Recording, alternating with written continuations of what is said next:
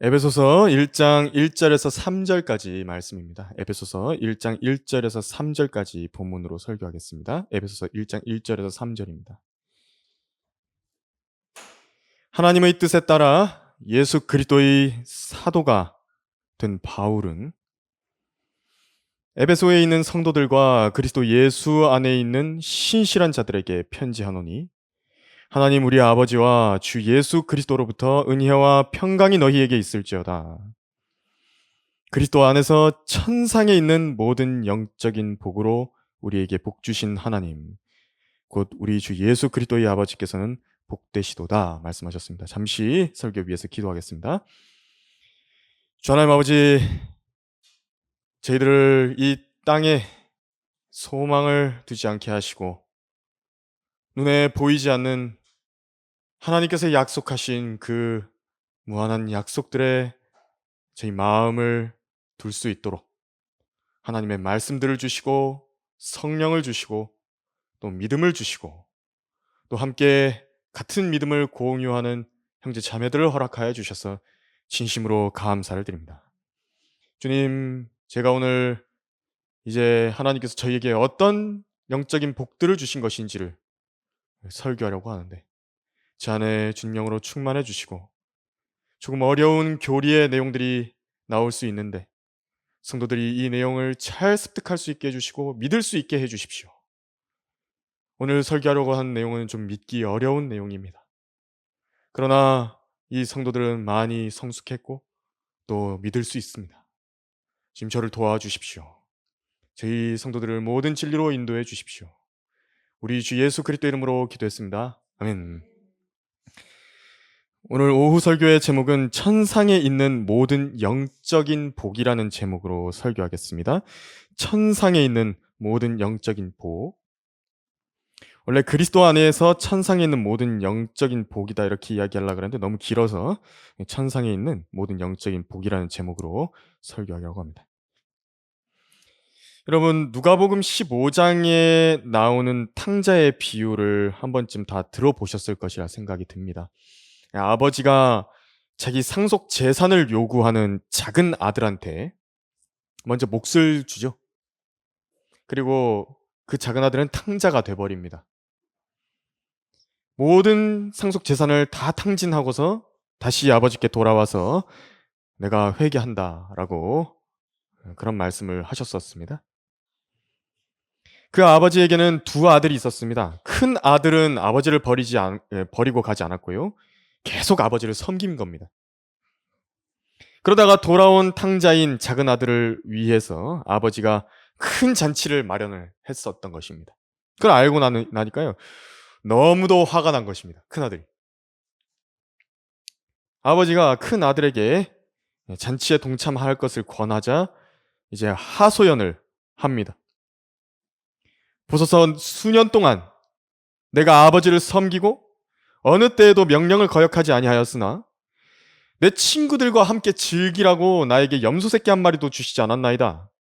그러나 아버지의 살림을 창녀들과 더불어 탕진해버린 아버지의 이 아들이 돌아오자마자 그를 위해서는 살찐 송아지를 잡아주셨나이다. 이렇게 이야기를 한 겁니다. 아버지의 이 큰아들에 대한 대답이 무엇이었는지 알고 계십니까?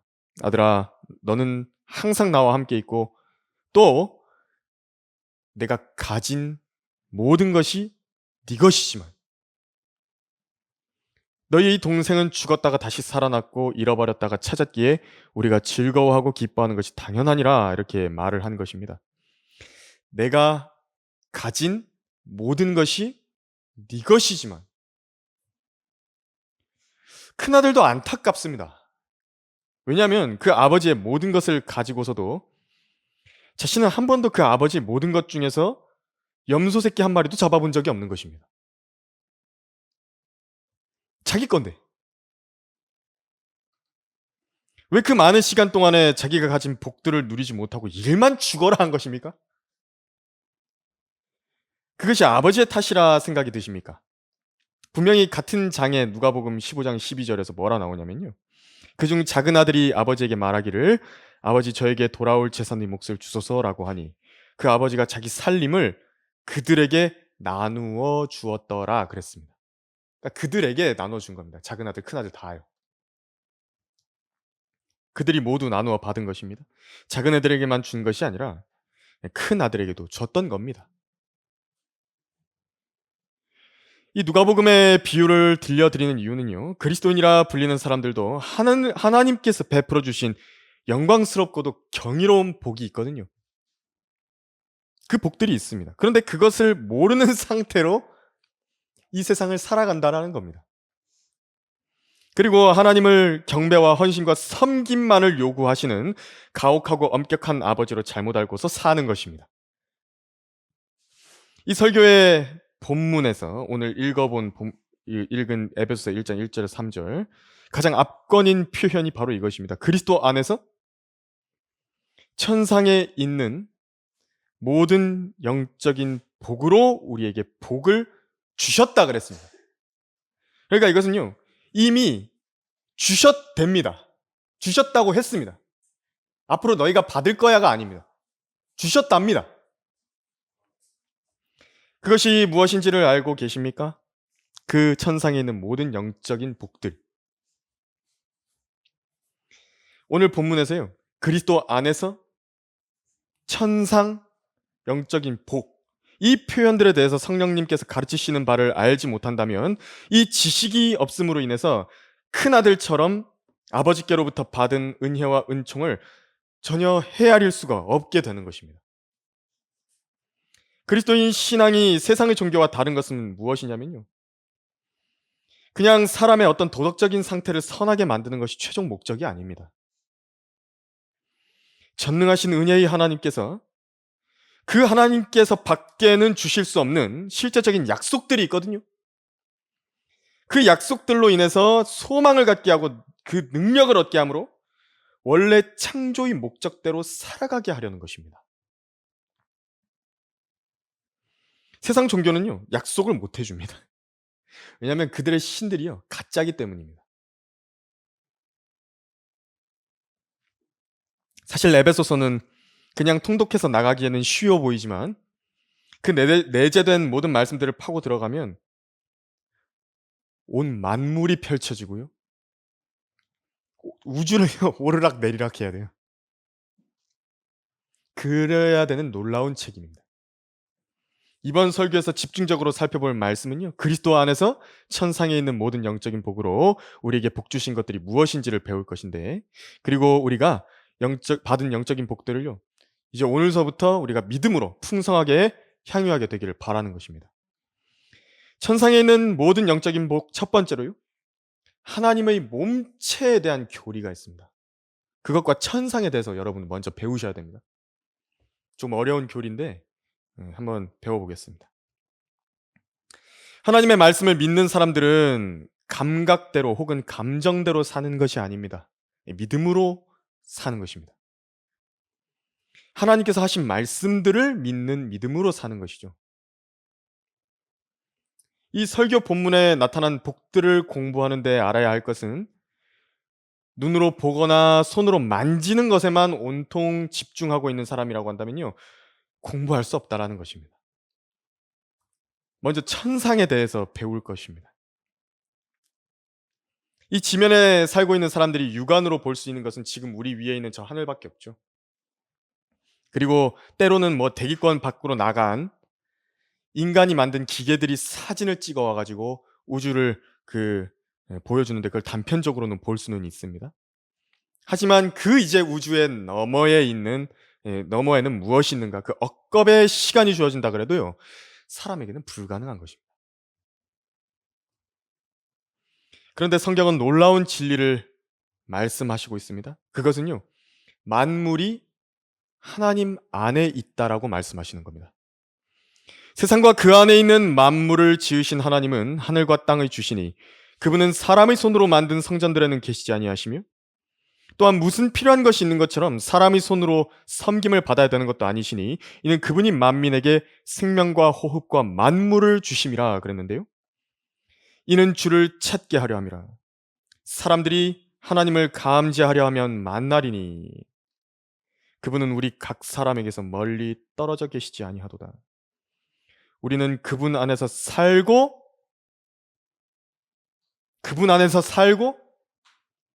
움직이며 존재하느니라.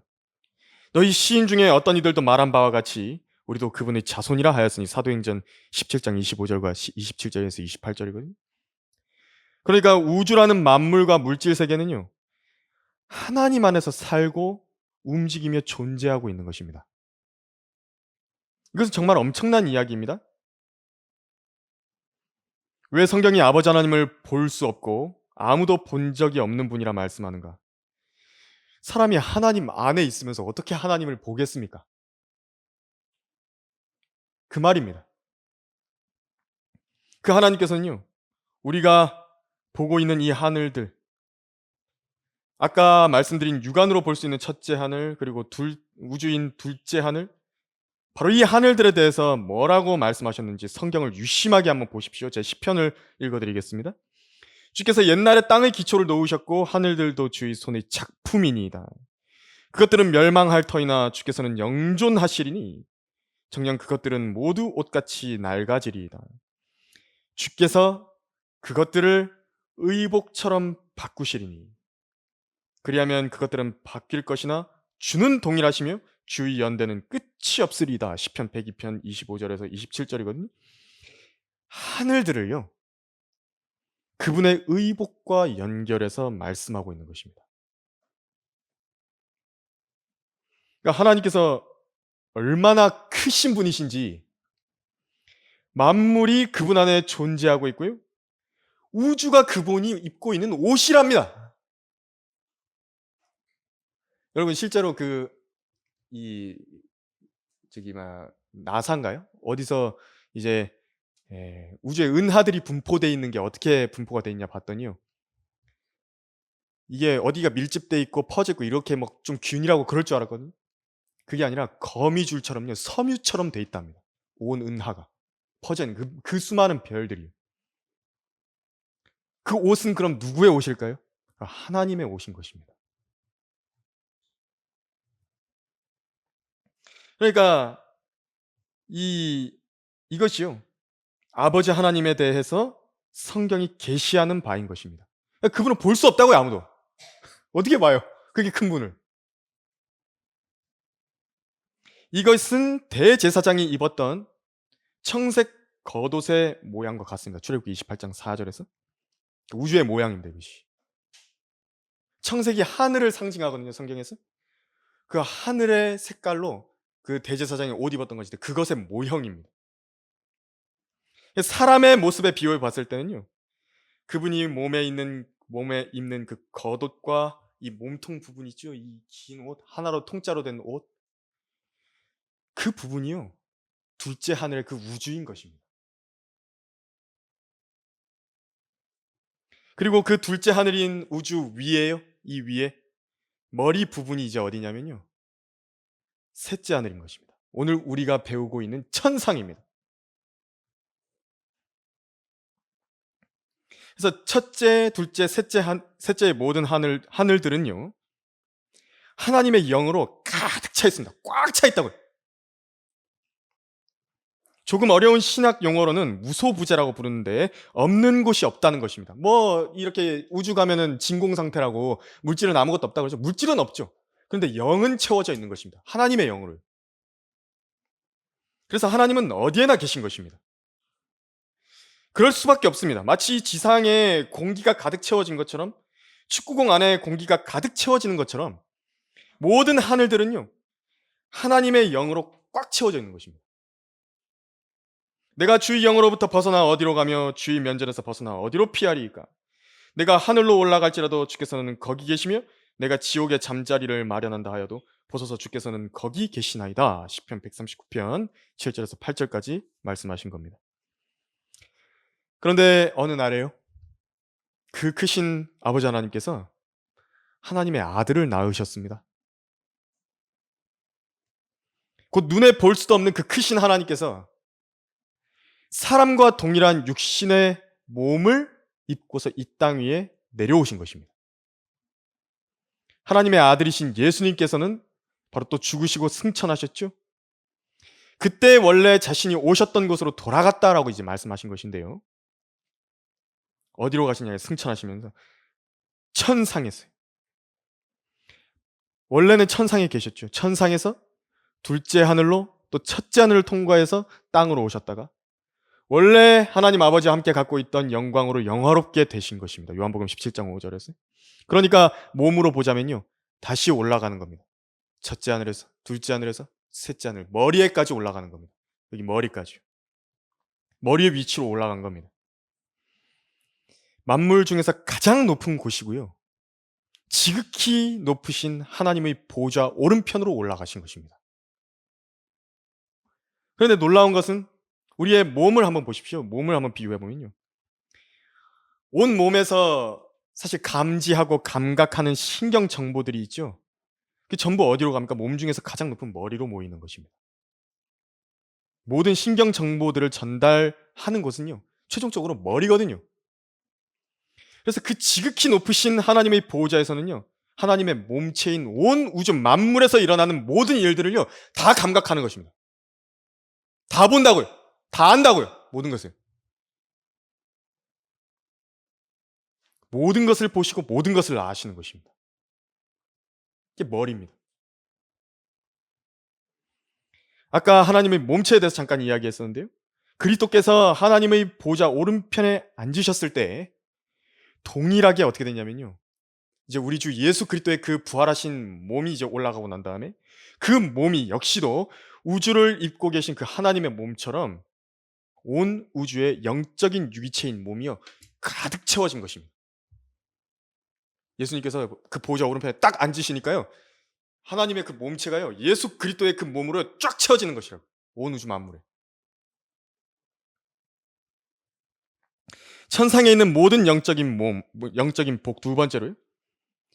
이제 우리는 그리스도의 몸에 관한 교리와 그리스도 안에서라는 것을 배워보려고 합니다. 그래서 설교 대지 1번에 말씀드린 내용이요. 그걸 요약한 게 어디 나오냐면 에베소서 1장 20절에서 23절에 나타나 있는 것입니다. 한번 읽어보겠습니다. 하나님께서 그 능력을 그리스도 안에서 역사하게 하사 그를 죽은 자들로부터 살리셨으며 보십시오. 천상에서 하나님의 오른편에 앉히사 그랬습니다. 모든 정사와 권세와 능력과 다스림과 이 세상뿐만 아니라 오는 세상에서도 이름 지어진 모든 이름 위에 뛰어나게 하셨으며 또 만물을 그의 발 아래 두시고 그를 만물 위에 머리가 되게 하셨어 교회에게 주셨느니라 그랬습니다. 교회는 그의 몸이니 만물 안에서 모든 것들을 채우시는 분이 충만이라 그랬습니다. 사도 바울이 셋째 하늘로 올라간 적이 있거든요. 거기서요 우리 주 예수 그리스도께서 어떤 권세를 가지고 계신 것인지 보고 온 겁니다. 거기서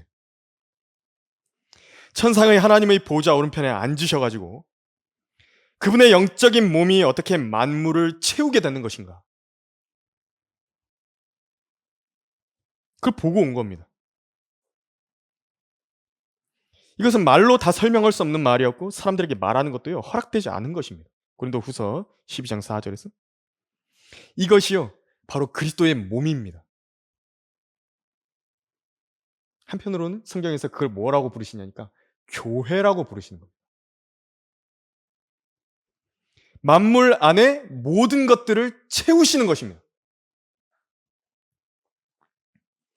마치 아버지 하나님 안에서 만물이 존재하고 움직이는 그 거대한 몸과 같은 그 몸이요 중복돼 가지고 온 우주와 만물을 채우게 된 것입니다. 눈에 보이지 않는 일이었지만 성경은 그랬다고 말하고 있는 것입니다. 그래서 여러분들에게 믿음이 있어야 된다고 그러는 겁니다. 지금 말씀드리는데 지금 이 만물에 채워진 몸을 뭐라고 부르려냐니까 교회라고 부른 겁니다. 그리스도의 몸이자 교회라고 말씀하신 것이죠. 눈에 보이는 이 건물 말고요. 이 건물 말고 어떤 성도들이 모임을 가지고 있는 지역 교회 말고 그리스도의 몸된 교회인 것입니다. 이것이 신비입니다. 성경에서 이걸 가리켜서 그래서 신비라고 말씀하셨다고요. 예수님께서 부활하시고 40일간 제자들에게 자신의 부활한 몸을 보이셨습니다. 하나님의 보좌 오른편에 들려 올라가 앉으셨는데 그 후로 이제 승천하신 뒤로 한 10일 정도 지난 뒤엔 오순절이 되거든요. 이제 그때 아버지의 약속 곧 성령님이 이제 강림하시게 됩니다.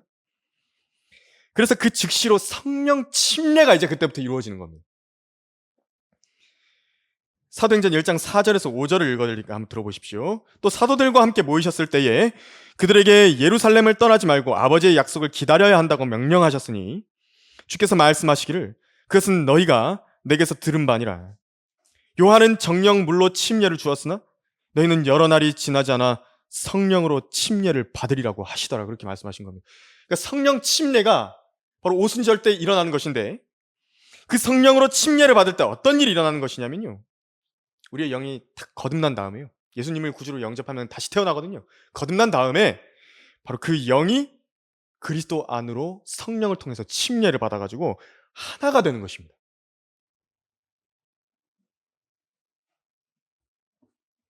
유대인이나 이방인이나 종이나 자유인이나 한 성령에 의하여 우리 모두가 한 몸 안으로 침례를 받았으며 또 모두가 한 성령 안으로 마시게 되었느니라 그랬습니다. 고린도전서 12장 13절에서.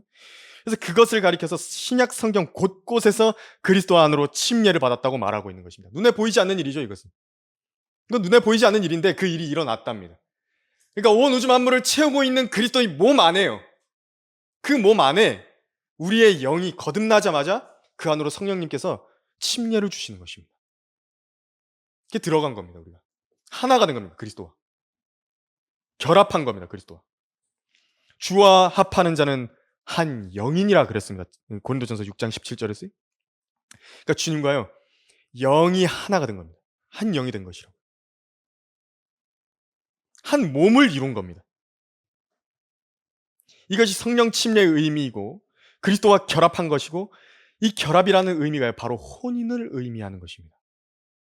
성경에서 그랬죠. 히브리어의 그 혼인이라고 하는 것이 결합이라는 의미라고. 결합입니다. 결합된 것이라고.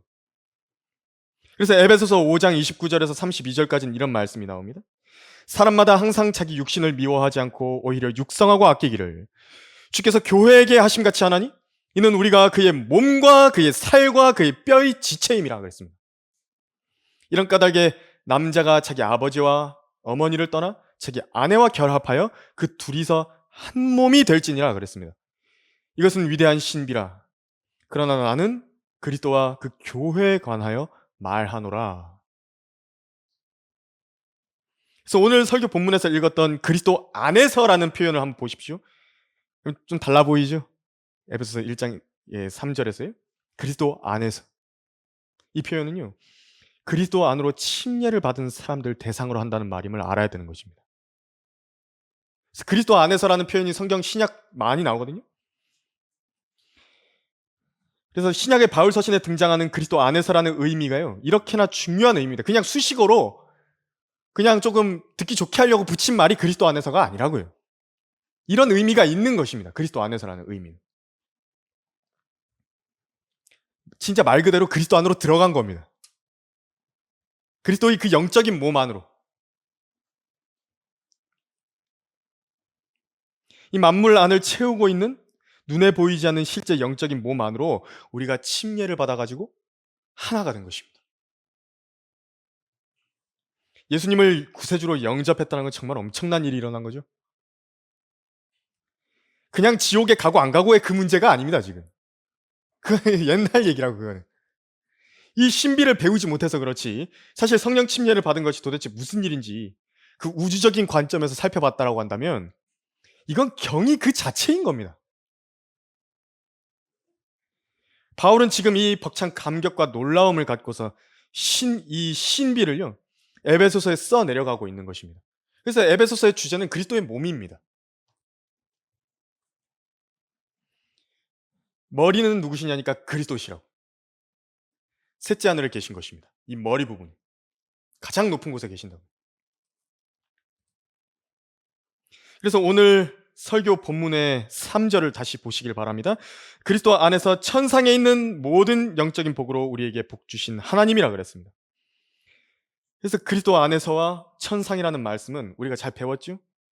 이제 그리스도 안에서 그 천상에 있는 모든 영적인 복을 주셨다 그랬는데 이게 어떤 복들인지 본격적으로 보려고 합니다. 그냥 복을요, 한두 가지 주신 게 아닙니다. 모든 영적인 복을 주셨다 그랬습니다. 이 영적인 복은 물리적인 복이 아닙니다, 여러분. 우리가 잘 먹고 잘 사는, 이 지상에서 잘 먹고 잘 사는 그런 영적 물리적인 복이 아니라고요. 편안함을 누리고 평강을 누리는 그런 물질적인 복을 말하는 게 아니라고요. 눈에 보이지 않는 복을 말하는 것입니다. 오직 믿음으로만 볼 수 있는 복이고요. 누릴 수 있는 복입니다. 믿음으로만 누릴 수 있다고요. 그것은 성경의 계시가 아니고는요, 알 방법이 없습니다. 이 에베소서 1장 안에서 어떤 영적인 복들을 주셨는지 대표적인 것 7가지가 계시된 부분을 우리가 함께 살펴보려고 합니다. 천상에 있는 모든 영적인 복, 세 번째로요, 에베소서 1장에 기록된 7가지 영적인 복들이 있습니다. 첫 번째로는 그리스도 안에서 우리를 택하신 복에 관해서 말씀하고 있습니다. 에베소서 1장 4절에서요. 우리를 그리스도 안에서 택하셨다고요. 그거 복이라고 했습니다. 그리스도 안으로 침례를 받은 우리를요, 이제 그리스도 안에서 택하신 겁니다. 왜 선택하셨냐니까 목적이 있습니다. 사랑 안에서 그분 앞에 거룩하고 흠없게 하시려고 택하셨답니다. 여러분, 이것은요, 영적인 덕목에 있어서요, 하나님과 같이 되는 겁니다. 하나님께서도 거룩하시고 흠이 없으신 것과 같이 우리도 그렇게 만드시려는 겁니다. 그렇게 만드시겠다는 겁니다. 이것은요, 불법적으로 지극히 높으신 하나님과 같이 되려고 했던 루시퍼와는 딴판인 말입니다. 하나님께서는 그리스도 안에서 택하신 사람들을 거룩하고 흠없게 만드시겠다고 한 겁니다. 지금 우리가요, 이 땅에서 사는 현실에서 거룩하지 않고 흠이 있는 것 같이 보이는 부분들이 있죠. 우리가 육신을 따라 살 때 거룩하지 않고 뭐 흠을 좀 만들고 하는 부분들이 있을 수 있다고요. 하지만요, 하나님께서는 이렇게 말씀하십니다. 우리를 거룩하고 흠없게 하셨다고 하신 겁니다. 이미 주셨다고요, 그 복을요.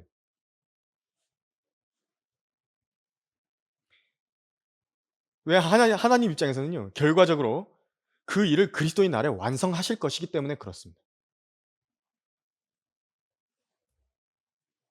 두 번째 복이 있습니다. 하나님의 자녀로 입양이 예정된 복이 있는 것입니다. 5절에 보면 그렇게 되어 있죠. 하나님의 자녀로요, 입양이 예정된 복을 주신 것이라고요. 여기서 자신의 자녀로 입양하신다는 것은요, 곧 있을 우리 몸의 구속과 변화를 말하는 것입니다. 그들뿐만 아니라 성령의 첫 열매들을 가진 우리까지도 속으로 신음하며 양자되는 것, 곧 우리 몸의 구속을 기다리고 있느니라 그랬습니다. 로마서 8장 23절에서. 그러니까 우리에게는 하나님의 아들이신 예수 그리스도와 똑같은 영광스러운 몸이 주어질 것이다라는 것이요, 예정이 된 것입니다. 그 복으로 받았다고. 이것이 입양을 예정한 것입니다.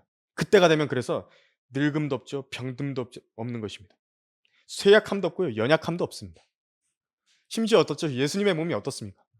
순간이동하는 겁니다. 막 벽을 막 지나다녀요, 그냥. 근데 그게 물질이 아닌 게 아니에요. 또 물질이에요. 그런데 그렇게 해요. 신기하죠? 그게 주님의 몸입니다. 그때 또 어떻게 됐죠? 주님께서 이제 하늘로 들림 받으시면 몸에서 광채가 나는 겁니다. 여러분들 몸에서 이제 나중에 광채가 나는 겁니다. 화장 안 해도 됩니다. 물광 피부 막 만들려고 이 땅에서는 막 열심히 하죠. 그럴 필요도 없는 겁니다. 세 번째 복이 있습니다. 하나님께서 그 사랑하시는 이 안에서 우리를 받아들이신 복이 6절에 나오는 것입니다. 그러니까 받아주셨답니다, 우리를. 그 사랑하시는 이 안에서 우리를 받아주신 복입니다. 안 받아준 사람들도 있다는 얘기죠? 이건 특권입니다. 하나님께서 우리의 찬양과 경배를요, 그 사랑하시는 이 안에서 받아주시겠답니다. 안 받아주시는 사람들도 있거든요. 근데 받아주시겠답니다. 우리 주 예수 그리스도 안에서 말입니다.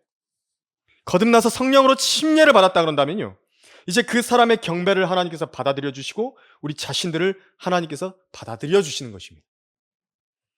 하나님께서는 죄인들을 듣지 않으시고 우상 숭배자들을 듣지 않으시는 겁니다. 하지만 우리는 받아주시겠답니다. 심지어 천사들도 버림받거든요. 버림받는 천사들이 있다고요. 죄 때문에. 그런데 우리는 받아주시겠답니다. 이게 복입니다. 네 번째 복이 나옵니다. 그의 보혈을 통하여 죄들의 용서함을 받는 복을 주셨다고 그랬습니다. 7절에 그랬죠. 하나님께서 예수님의 이 피를 통해서 풍성한 은혜 가운데서 죄들을 용서해 주신 것입니다. 한번 예수님의 이 피로 용서함을 받은 죄들은요, 모두 씻겨져서요, 하나님께서 절대로 다시는 묻지 않으시게 되는 것입니다. 얼마나 추악하고 더럽고 가증하며 음란하고 지저분하고 부끄러운 죄들이 많습니까? 그 누구도 다시 들춰내지 않았으면 좋겠는 죄들인데, 하나님께서 다른 사람들은 모두 심판하시고 그 죄에 대해서 들춰내서 일일이 심판하실 때에 우리 죄들은 잊어버리시는 것입니다. 다시는 기억하지도 않으시고 꺼내지도 않으시는 것입니다. 엄청난 복입니다. 누군가가 그런 말을 했다 그러죠. 나중에 주님께 이렇게 가가지고 아버지 하나님께서 심판하시는데, 제가 이러이러한 죄를 지었는데 주님 죄송합니다. 네, 주님께서 그렇게 얘기하시는 거예요. 무슨 죄 말이냐? 기억이 안 나는데 지금 너 무슨 얘기하는 거야? 무슨 죄? 그렇게 이야기하는 거예요. 이게 주님의 복입니다, 이것이.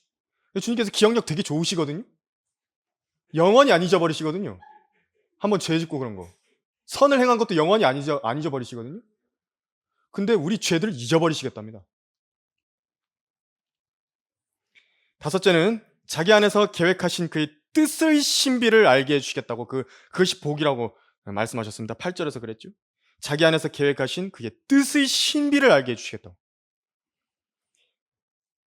이 땅에서 만일 하나님의 자기 자녀들을 향한 최종적인 계획과 뜻을 신비로 우리에게 계시해 주지 않으셨다고 한다면 우리는 이런 약속으로 인한 기쁨을요, 누리지 못했을 것입니다. 하나님께서 자신 안에 감추어 주셨던 놀라운 일들, 그래서 성령을 통해서 성경을 주셔가지고 우리에게 알게 하셨다는 것은 정말 얼마나 감사한 일입니까? 우리가 옛날에 뭐 휴거를 제대로 알았습니까? 뭐 우리가 옛날에 우리 몸에 변화란 걸 알았냐고요? 우리 구원의 보장이란 걸 알았냐고요? 우리 하늘에 있는 새 예루살렘에 우리 저택에 대해서 알았냐고요? 몰랐다고요. 그 모르던 때와 지금 이제 알고 난 때에 그 생활이 얼마나 바뀌어버린 것이죠? 두렵지 않다고요, 이제. 그래서 하나님의 계획, 어떻게 우리를 하나님과 관계를 회복하게 하시고 또 앞으로 다스릴 실제적인 유업과 통치에 참여하게 하실 것인지 그 소망을 갖고 대비하게 해주신 것입니다. 바로 하나님과의 화해는 우리 주 예수 그리스도를 통해서 이제 화해하게 하신 것이죠. 그분의 희생을 통해서, 그분이 대신 죽으심으로 인해서, 그분이 우리 죄들을 대신해서 자신의 모든 생명을 다 쏟아 부어 놓으심으로 그렇게 하셨죠. 그리고 이제 우리에게 주님을 위해서 일하게 하셔서 유업과 통치에 참여하게 하신 겁니다. 이걸 몰랐다라고 한다면 우리도 나절하게 다른 종교인들처럼 설렁설렁 막 주님 섬겨버리고요. 그리고 구원받으려고 교회 생활 열심히 하면서 구원받으려고 그거 한번 그 새벽기도 안 나가면 막 양심이 막 찜찜해갖고 그렇게 하면서요. 나는 선택된 사람이 아닌가 보다. 그렇게 하면서요. 평생을 두려움 속에서 살았어야 했을 것입니다. 하나님께서 모든 뜻과 계획을요, 그 신비로 성경에 계시해가지고 알게 해주신 겁니다. 복입니다. 우리 시간 얼마나 아낀 거죠? 얼마나 시간을 아낀 겁니까? 여섯째는 약속의 그 성령으로 인침을 받았다라고, 그 복이 있다라고 13절에서 에베소서 1장 13절에서 말씀하셨습니다. 이 복은요, 고린도 후서 1장 21절에서 22절까지 써 있는 것인데 제가 한번 읽어드리면요, 이제 우리를 너희와 함께 그리스도 안에서 확정하시고 우리에게 기름 부으신 그분은 하나님이시니 그분은 또한 우리를 인치시고 우리 마음속에 성령의 보증을 주셨느니라 그랬습니다. 여러분, 그 계약서에다가 도장 찍으면요, 그 보증이 되는 겁니다. 도장 찍은 걸 누가 파기하면 어떻게 되죠? 그 계약서에 있는 그 모든 그 대가와 그 값어치에 대해서 자기가 다시 갚아야 됩니다. 계약이 된 거거든요. 보증을 한 것이거든요. 근데 예수 그리스도의 그 고귀한 피를 갚을 만한 게 뭐가 있습니까? 그 계약을 깼을 때? 아무것도 없는 겁니다. 보증하셨다고요. 근데 그 하나님께서 그것을 예수 그리스도의 피로 보증을 하셨다고요. 엄청난 보증입니다, 이것이. 그러니까 지금 나열하고 있는 천상의 모든 영적인 복들이라든지 우리 구원의 보장을 약속하신 것을 무슨 수를 써서도요 번복하거나 뒤집을 수가 없는 겁니다. 이것은 얼마나 감사한 일이죠. 우리가 설령 연약하여 죄를 지을 때가 있다 하더라도 하나님께 자백하고 주님의 피로 다시 씻고 돌이킬 수 있는 겁니다. 그렇다고 해도요 성경을 통해 주신 모든 이 약속들이 우리가 지금 보고 있는 이 약속들을 무효로 하지 않겠다. 그걸 확정을 하신 겁니다. 무효로 하지 않겠다고. 성령으로 인침을 받았다는 말입니다. 얼마나 큰 복이죠? 만일 이게 없다고 생각해 보십시오. 이 복이 없다고 생각해 보십시오. 그럼 우리 중에 누가 여기 이 자리에 앉아 있을 수 있습니까? 우리가 여기서 제가 여기 설교할 자격이 있나요? 없는 겁니다. 일곱째는 우리 유업의 보증을 하신 복입니다. 우리 유업까지도 보증을 하셨다고요. 그러니까 우리 구원의 보증뿐만이 아니라 유업의 보증입니다. 이것은 14절에서 구원과 유업은 다르죠. 그러니까 유업은요 안 줄 수 있는데 주님께서 주시는 것이 있습니다. 이 복은요 우리 유업이 11절에서처럼 이미 그분 안에서 받은 유업을 받았으니 그렇게 말씀하셨죠. 11절에서 끝에 보면은 우리가 예정되어 그분 안에서 유업을 받았다 그랬습니다. 이미 받은 유업도 있는 겁니다. 상속 재산인데요. 주님과 이 보증이 된 유업은 상속 재산을 말하는 겁니다.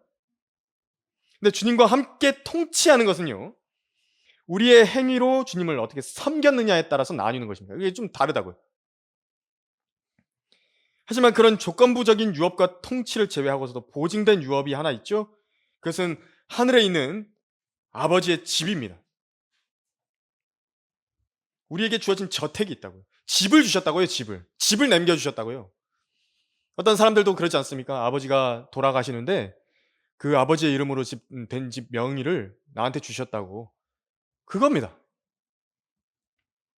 우리에게 주어지는 저택이 있는 겁니다. 부동산 재산을요, 우리한테 주신 것이라고요, 하나님께서. 유업입니다. 또 우리의 몸이 있죠. 이 몸도 유업이라 그랬습니다. 예. 왜냐하면 부모님한테 우리의 몸도 받지 않았습니까? 우리 몸도 상속받은 것이거든요, 부모님한테. 그것처럼 하나님의 몸도 우리가 받는 겁니다. 상속을 받는 것이요. 그 예수 그리스도의 몸을 말하는 것입니다. 그 변화된 몸이. 그 두 가지는 우리가 보증이 된 겁니다. 유업의 보증이 되셨다고요. 이게 복입니다.